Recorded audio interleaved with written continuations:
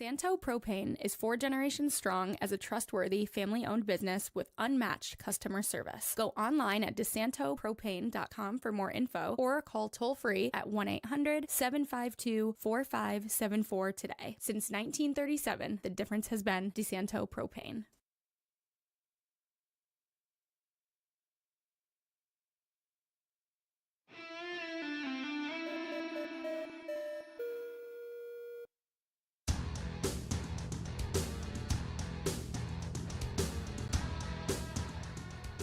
Good afternoon. Welcome to Against the Boards. Chamberlain Bauder here with you for another week as we get into Rochester hockey and box lacrosse and a little bit more as here today on this beautiful Thursday, February 20th.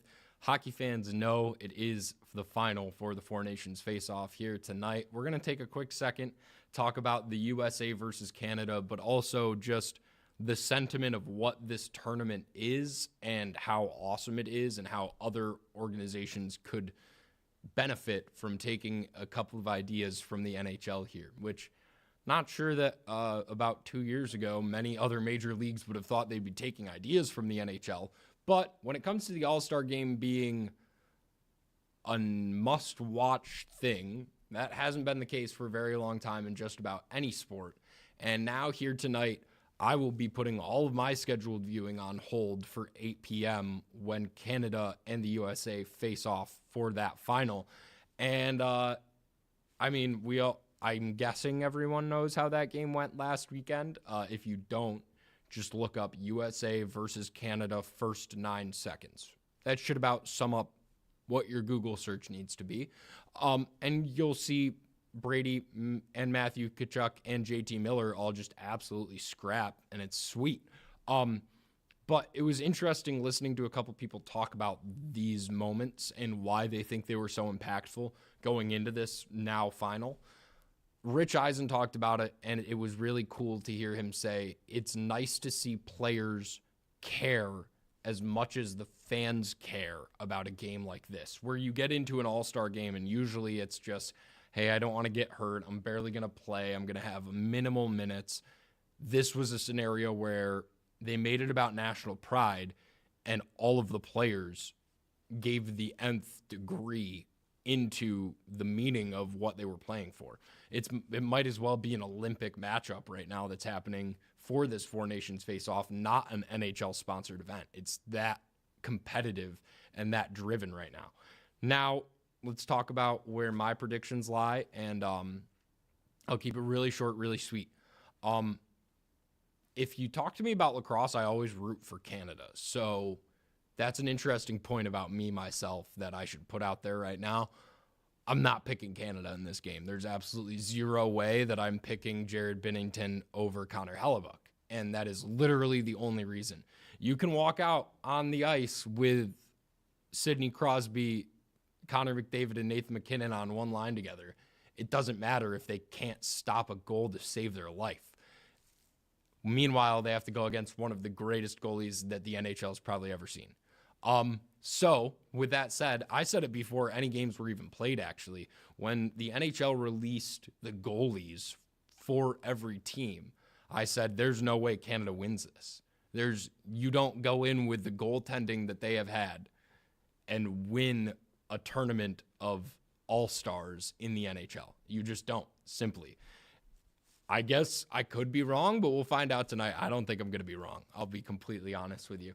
And, of course, Western New Yorkers can have a little bit more excitement by the fact that Tage Thompson is now on the squad as well. Hopefully he gets some minutes. We'll have to really kind of wait and see where he plays, but definitely add some size to the forward room for the Americans. Would be really interesting if he and Jack Eichel are on the same line at any point in this game tonight. Likely won't, but I mean, this is what you get when you get an all-star game like this. There's too many centers, and somebody's going to have to go to a wing. Thompson's definitely, in my head, I would put him on a wing as one of your larger guys that can also control a puck out there. If he is on a line with Jack Eichel, it would just be a little one of those funny irony moments to watch. That's all that we got to talk about, really, though, for this Four Nations face-off. 8 p.m. tonight on ESPN, ESPN Plus, and Disney Plus. Anywhere you want to watch it, like from that world of things. ESPN has been loving the hockey coverage that they've been getting because of this. I mean, the numbers from what it sounds like are doing better than any all-star competition has in a long while in a major league. Next to talk about is another quick point from not specifically Rochester, a debut of a Penn Yan player in the NLL. Austin Blumbergs played his college lacrosse at St. Bonaventure, was drafted by the Buffalo Bandits after playing in the Upstate Collegiate Box Lacrosse League, where, ironically enough, I broadcasted a couple of his games, was drafted by the Bandits out of Bonnie's, and then eventually didn't make the team there. However, this season made the team with the Halifax Thunderbirds. The name might sound familiar. That is, of course, the former Rochester Knighthawks, but this weekend against Philadelphia in some awesome Deadpool versus Wolverine jerseys. Like literally Halifax was in an all red Deadpool uniform essentially. Meanwhile, Philly was in yellow Wolverine outfits. It was so sick. But Blumbergs got his debut in the NLL, and hopefully for a team that is very strong in transition and currently dealing with the fact that Tyson Bell is on a forever time away from the game after beating up a fan after a game. Definitely an opportunity for him to get into the lineup here for Halifax as time goes on in the season. So we'll keep an eye on him as time goes on. Watch where those goals come potentially. I mean, Halifax is probably one of the most lethal transition scoring teams in the NLL, so definitely going to come at some point. It'll just be a sense of waiting for it to finally happen. But that's that. Austin Blumbergs, of course, that meant they took about a minute of the broadcast to talk about Brian Hobart and Penn Yan Lacrosse, which has sent 6 lacrosse players to the NLL in their time. Pretty impressive when you think about the fact that there's less than 60 kids in a graduating class from that high school right now. Solid numbers when you really think about it. That does it for our away from Rochester talk. Let's now get into the Rochester Americans, who are officially atop the AHL. Now, given if we take ourselves back to Sunday, where they played against the Laval Rocket at the end of a 3-3 and took a tough loss at home in what was the first time that I have seen Devin Levi get pulled in a game. Just all in all, the first 5 minutes of this game were completely not the Amerks. Alex Barry-Boulet buries the first shot of the entire game for Laval, and then by the time that there's about 4 minutes off the clock, Rochester has 8 shots, no goals. Laval has 3 shots and 2 goals. That was just the first period, and then ultimately things went downhill from there for Devin Levi, who in a span of 2 games over that 3-3 weekend gave up 7 goals in about 80 minutes of play, about 85 minutes of play rather. A tough day for the youngster, but he did get right back on the horse. We'll talk about that in a second. Michael Hauser came in for him late in the second period, and they ended the night, or actually not ended, with about 10 minutes left in the third period. Michael Hauser had the same number of saves in the game as Devin Levi had. They were both at 7 in about 15 minutes for Hauser versus 35 for Levi. Definitely a tough look in that sense. But as I said, in a second, we'll get to it. He hopped right back on the horse ultimately.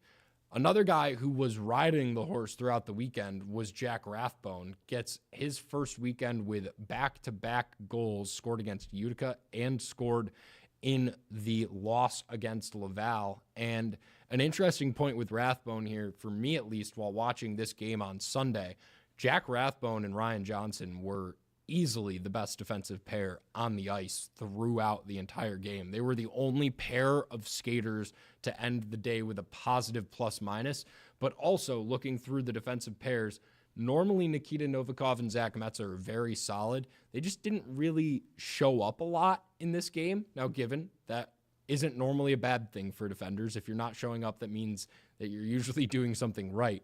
However, what I really mean with that is that the top pair of Cale Clegg and Ethan Prow looked simply poor. There's no other way to put it. The last goal of the game was 100% a complete defensive miscue by Ethan Prow that started a 3-on-2, and you could tell before they even crossed the red line that Laval was going to score on that opportunity. So definitely some things to pick up on the defensive end. Of course, Coach Leo is not going to take any fatigue credit. He's not going to blame the fact that this team was at the end of a 3-3 and Laval was at the first of a 5-7, which was the case. But ultimately, they get their 2 days off, and it pays off because at the end of a game where, really simply put, they just could not put the puck in the net. They had their opportunities. There's no ifs, ands, or buts about it in this Laval game that they lost 5-2. They had the opportunities. I mean, I don't know how many pictures I took with the puck within a foot of the crease like it is right here. That's not a goal. For reference, for anyone who's confused and thinking that it should be, the immediate next shot that I actually had on my camera of that is the fist on the ground for the goalie blocking that shot. There was another one from Riley Fiddler-Schultz about a minute before this where he drives all the way in but then just gets too close by the time that he was taking his shots. The Amerks did a great job of getting into the dirty areas and taking opportunities when they got them. They just kept ringing pipe over and over and over again. On Wednesday, they weren't ringing the pipe. On Wednesday, Devin Levi got right back to his winning ways, puts up a shutout, and the Amerks rolled to a 4-0 win over the Cleveland Monsters. The definition of boring winning hockey that Coach Leo wants to see his team playing. It is now, like I said, boring hockey, not something that everyone is always super excited to see when you're coming into a game, right? But ultimately, when you can dominate and control a game from start to finish the way that the Amerks did on Wednesday, it then allows you to be the best team in the AHL. Which this is the first time I've been covering the Amerks since COVID, since spring of 2021. This is the first time ever that I think I have said while covering them that the Amerks are at the top of the AHL. Now, they needed a little bit of help, and they got it from Laval losing a couple of their games in that 5-7 stretch that they had. But ultimately, it doesn't matter. They do currently sit at the top by 1 point. They are currently also 1 game ahead of Laval, though, as they get ready for coming up into this weekend. So, for the Amerks, Isak Rosen in that game had 2 assists. Nikita Novikov had 2 assists. Metsa, Murray, both scoring goals in that one as we look through it right now. And then Johnson, Jobst, and Dunn with assists in that game. So, as we said, that second pair of defenders against Laval didn't really show up. They show up big time in this game against the Cleveland Monsters. And no surprise, Isak Rosen is going to keep leading the team in points. That does it for our talk with the Rochester Americans as we talk about recapping. Quick preview, a home and home stand this weekend as they will take on Belleville on Friday night at 7:05 and then a 5:05 start against Toronto on Saturday. And both of those games are at the Blue Cross Arena. All right, the Knighthawks. Today had the opportunity to have a Zoom sit down for media availability with head coach Mike Hasen. Just to preface for any Knighthawks fans, it is still worth it to go back and watch the media availability once they post it on YouTube. I did not put everything from it in here. I just took a couple of clips that I want to highlight and have conversations about specifically that we'll talk about here. So, without further ado, before I really do any of the talking, we asked Coach Hasen about the 17-9 loss to the Saskatchewan Rush. The Rush going into that one were coming off of a back-to-back game. And like I had said last week, there were chances that if they found their rhythm early, the Knighthawks wouldn't have the ability to get back into this one. I thought it would happen in the first quarter. It happened in the second quarter.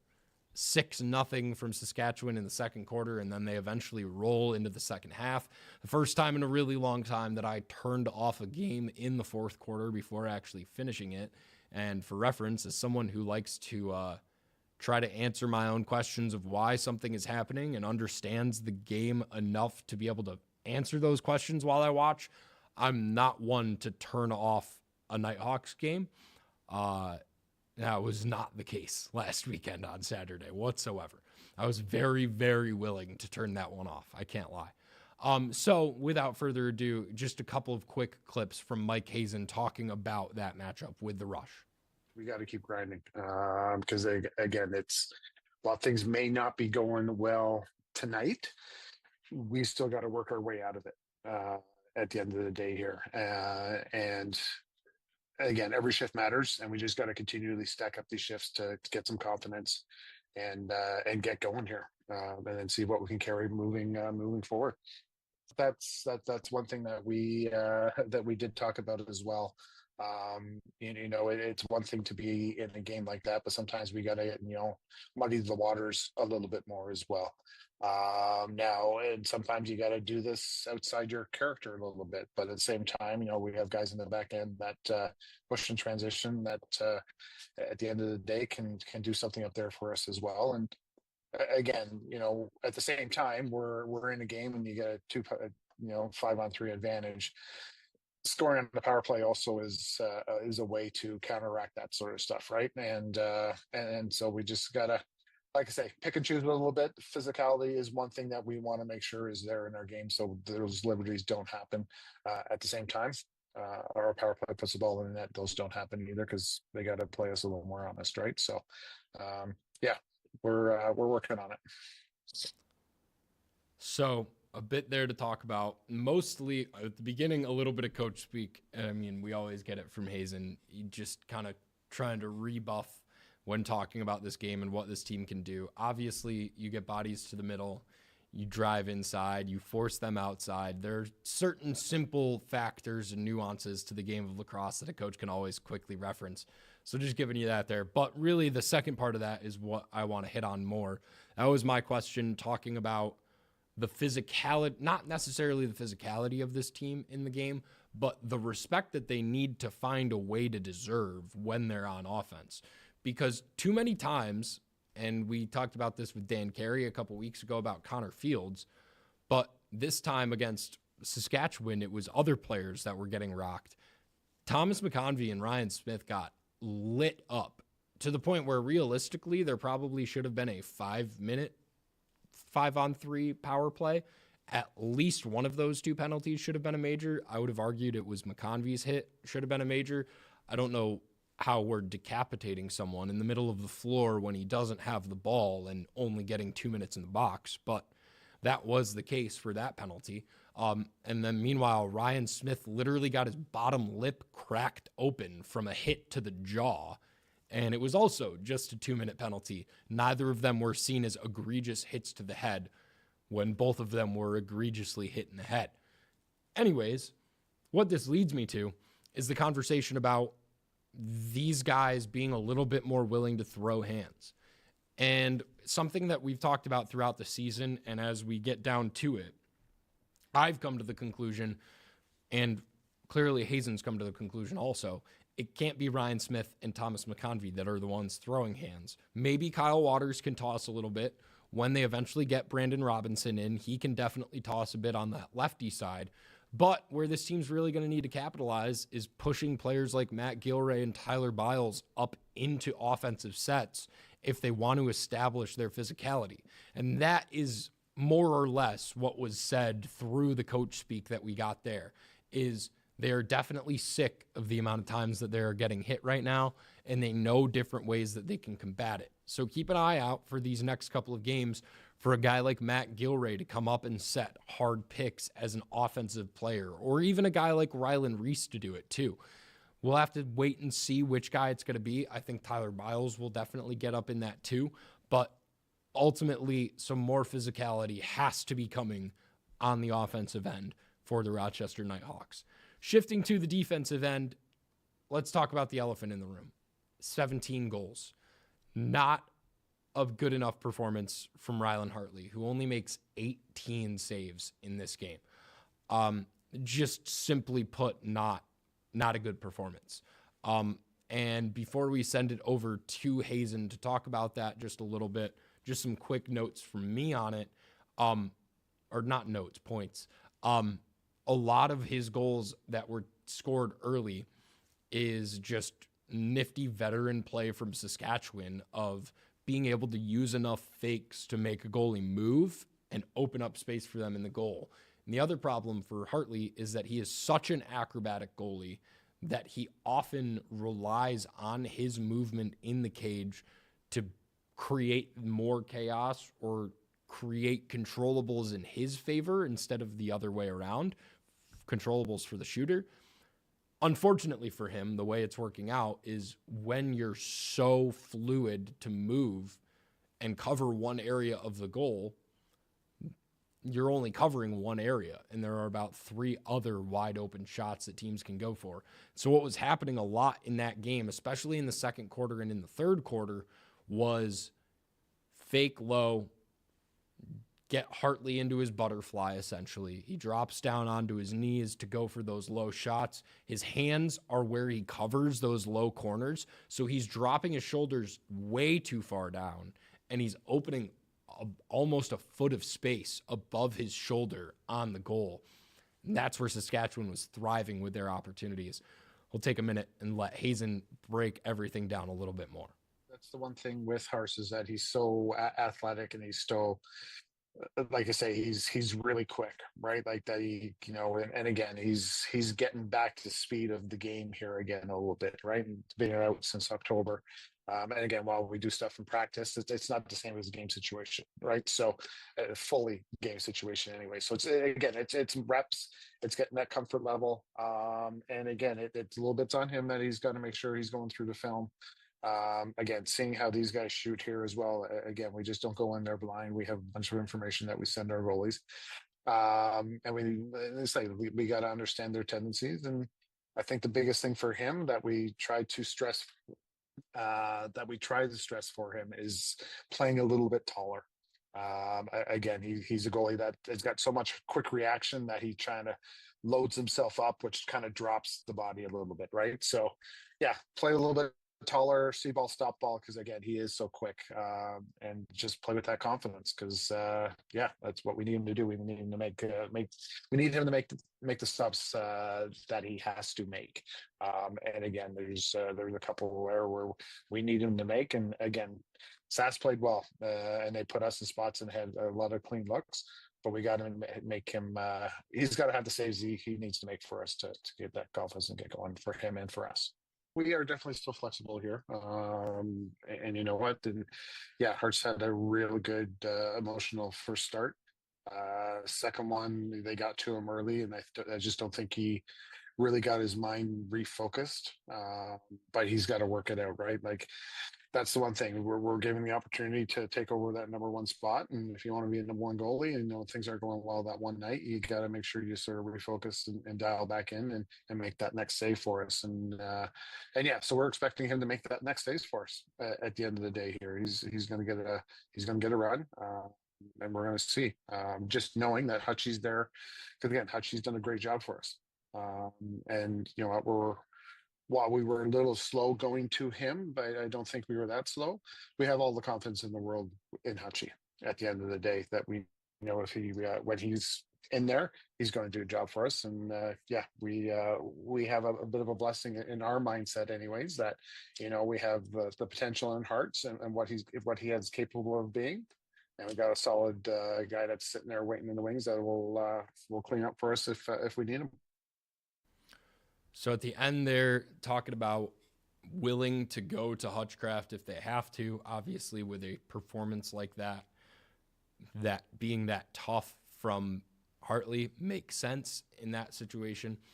Now, a couple of other things to talk about with this game, because obviously when push comes to shove, it doesn't just come down to Hartley in this game. Another major factor, and maybe the biggest factor to me while watching this game, was the face-off dot. Now, they do come out winning percentage-wise at the dot. They end 18 for 30. That game did not look like 18 for 30, folks. I don't know if that number is maybe inaccurate, but at the very least, Mike Messenger gave Mike Sisselberger his work at the faceoff dot and forced way more possessions than Saskatchewan should have had for not having had a real faceoff specialist on the roster for the game. Jake Naso obviously was not in the lineup for that match. Sisselberger for the Knighthawks was, taking on Mike Messenger almost every single time. And given Messenger's a big body that knows how to play the game and has played against Sisselberger before at the dot as an anti-faceoff, I guess you could say. So he definitely gets it, but I was just hoping for over 65% really in my head on faceoffs. Now, given maybe that's a little too high to hope for. And I mean, if you're over 50%, yes, that is a good thing. Let's not get ahead of ourselves or behind ourselves. It is good to be over 50%. However, only being 3 faceoff wins over 50% is not where this team needs to be when you have a faceoff specialist and the team you're going against doesn't in this game. Another point to talk about is the turnovers in this game. Connor Fields had a triple-double in shots on goal, loose balls, and turnovers in this game. He only scored 3 goals and had 1 assist. 4 points is the lowest point output that he's had, I think, all season. But along with that, to have taken that many shots on goal, I mean, there's not a single other. Ryan Lanchbury took 10. That is the next closest to him in shots on goal. But the 10 turnovers is really the point for me that is a hard point to look at, because what that says is, one, he and Lanchbury are obviously the ones running everything at the top, and any time that they have a slightly stray pass or an interrupted pass, those are going to count as turnovers. So they are likely going to be the catalysts for a lot of them. But a lot of that is also getting picked on as the 2 smaller guys on the floor on offense, which goes back to what we were talking about earlier with this team getting a little bit more respect on that offensive end. They just need to establish themselves physically, not just establish themselves on the scoreboard. And off Hasen again, if they scored 2 times in that 5-on-3 power play, we're looking at a much different game at that point in the third, and you can come back realistically, because now you're down by 1, maybe 2 at that point in the game. Instead, they don't. And if you're not scoring on the power play, then there's definitely no reason other teams should respect not getting sent to the box against you. So ultimately, when push comes to shove, yeah, that's the point. Connor Fields ends with a hat trick and a triple-double in shots on goal, loose balls, and turnovers at the end of that, unfortunately. Throughout that game, Dan Coates gets his return to the team just quickly. 10 loose balls for the captain in his return. And something that I'm going to keep an eye on as time goes on, he was playing up high on defense, like at the top of the key, running the point almost for the defense, which it doesn't feel like I've normally seen him in that position. He looked a little out of place being there. Part of it might have been that they want him to just be the last defender coming out onto the floor right now with getting back from injury. Part of it might be that there are other more physically stronger defenders that should be the ones that are down low. But it was definitely interesting for a guy that I feel like so much we've seen play down low and be the captain of this team on the floor, coaching guys while they are playing defense. That's a lot harder of a thing to do when you're at the top. And actually, I'd argue you're not doing it at all if you're at the top, because you can't see and communicate with the rest of your defenders if you're looking at the ball. So something that we'll keep an eye on for this coming week against Calgary, and then also hopefully talk to him about in 2 weeks when they are back home at Blue Cross Arena.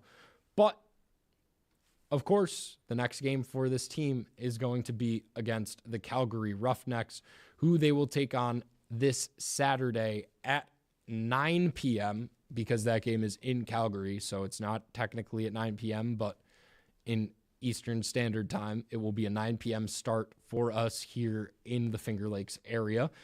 And just keep adding on to hard games. I mean, the fact that Rochester had to play the top 2 teams in the NLL both twice already kind of sucks for them. But now Calgary is the 3rd best team in the NLL right now at this point. It's not because of their goaltending. It is because of their physical defense, and it's because of Dane Doby, Curtis Dixon, and Jesse King. 3 completely dangerous attackers who are likely going to put the same kind of works on that a team like Philly does. Ressa Terrets is your Dane Doby comparison. Mitch Jones is your Jesse King comparison. Now, the only area where you get even more worried from Calgary versus the Wings is that ultimately Curtis Dixon is way better than any of the 3rd options that a Philadelphia gives you. So they're going to have their hands full, no doubt about it. And we'll send it to our last clip with Coach Mike Hasen to talk about the Calgary Roughnecks. You know what, they're playing well. Offensively, they're, like I say, look at that game against Halifax. They can score at will at times. And then, they had a tight one Friday night where they, lost by a couple of the Saskatchewan there. So they just, like I say, they play fast. They play physical. Offense starts from their back end. And, you got Dane Doby, one of the greatest offensive players there, Curtis Dixon, and again, King, Cookie there. They play a system so very well that they're going to be hard to handle. It's been, we got to do 2 things here. We got to make sure we're limiting time and space and trying to put them in, maybe trying to make them play a little bit faster than they want to.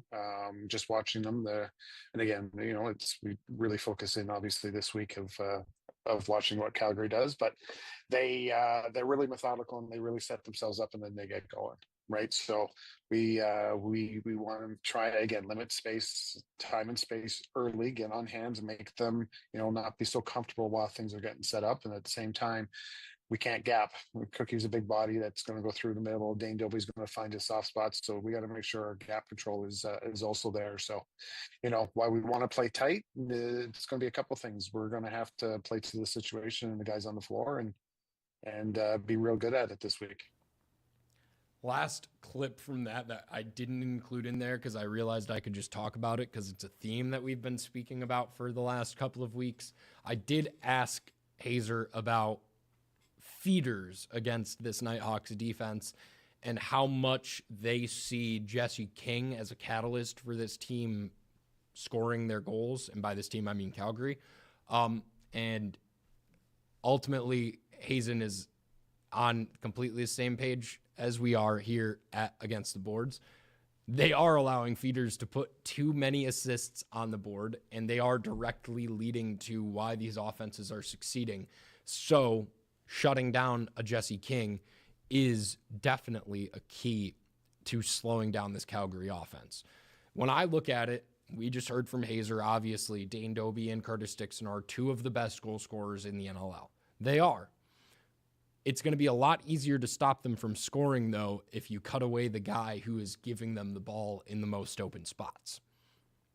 If they have to create their own goals unassisted, you're going to put them in lower efficiency shots. You're going to put them in situations where they're taking shots that aren't going to hit, and you're going to get the ball back. So if they can cut out Jesse King, that is one of the keys, to me at least, for trying to nullify a bit of this Calgary offense and the scoring. Now, before we end here today, just quickly, we'll go into some predictions. And another note that if you want some good lacrosse simultaneously with that Knighthawks game at 9, at 10 o'clock, it's San Diego versus Buffalo. And spoiler alert, last week when they played, San Diego won in overtime. So could be nice to watch. If you're not a Bandits fan, you can watch the Bandits lose. If you are a Bandits fan, you can watch them try to go 1-1 with San Diego. But previews for this Calgary versus Rochester game. I'm going to be blatantly honest. This is my first prediction where I'm going to give it to Calgary, or the other team rather, because I can't see this team coming off of that big of a loss and being able to just turn it around that quick. I'd like to think it'll be a bit closer, but I would say my prediction is around a 16-12 win for the Calgary Roughnecks. That's kind of where I'm sitting when I look at this one at this exact moment. But that's going to do it for us for Against the Boards this week. Just a reminder, all of those games that are happening this weekend around the Rochester area. Saturday night at 9 p.m., the Knighthawks take on the Calgary Roughnecks. Saturday at 7:05 at home, the Amerks host the Belleville Senators. And then at 5:05 on Saturday, they host the Toronto Marlies. And before our next episode, actually, they'll host the Wilkes-Barre Scranton Penguins on Wednesday next week. That's going to do it for us this week from Against the Boards. I've been Chamberlain Bauder saying so long.